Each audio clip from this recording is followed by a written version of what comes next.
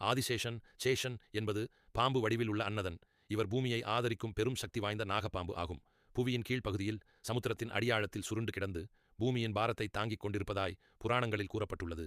மகாபாரத ஆதிபர்வத்தில் பிரம்மன் ஆதிசேஷனை பூமியை சரியாகவும் சிறப்பாகவும் தாங்குபவனாக நியமிக்கிறார். சேஷன் கடுமையான தவங்களைச் செய்து கந்தமாதன மலை, பதரிகாஷ்டிரமம், கோகர்ணம், புஷ்கரம், இமயமலை அடிவாரங்களில் தவம் செய்து பூமியை தாங்கும் பொறுப்பை ஏற்றுக்கொள்கிறான். இவர் விஷ்ணு பகவானின் படுக்கையாகவும் விஷ்ணுவை ஆதரிப்பவராகவும் இருக்கிறார். ஆதிசேஷனின் தலையில் பூமி இருப்பதாகவும் கூறப்படுகிறது. மேலும் ஆதிசேஷன் வாயு பகவானுடன் சில சமயங்களில் வலிமை போட்டியிலும் ஈடுபட்டதாக புராணங்கள் சொல்லுகின்றன. அதாவது ஆதிசேஷன் பூமியின் எதிர்நிலையை சமநிலை பலன சமார்த்தித்து புவியுடைமை நிலைத்திருக்கும்படி செயல்புரியும் பாம்பாகவும், அதே நேரத்தில் தேவ மகனாயக்கூடிய பரிமாணத்தில் விஷ்ணுவை தாங்கும் படுக்கையாகவும் விளங்குகிறான். இதனால் பூமியை தாங்கும் ஆதிசேஷன் என்பது சமஸ்கிருதத்தில் அனந்த என்றும் அழைக்கப்படும் மிக பெரும் ஆயிரத்தலையுடன் நாகர் என்றும் பூமியின் கீழே நின்று அதன் நிலைத்தன்மையை வழங்கும் பெரும் சக்தி வாய்ந்த நாகப்பாம்பு ஆகும். இந்த ஆதிசேஷன் பற்றிய அறிவியல் ஆய்வுகளும் உள்ளன.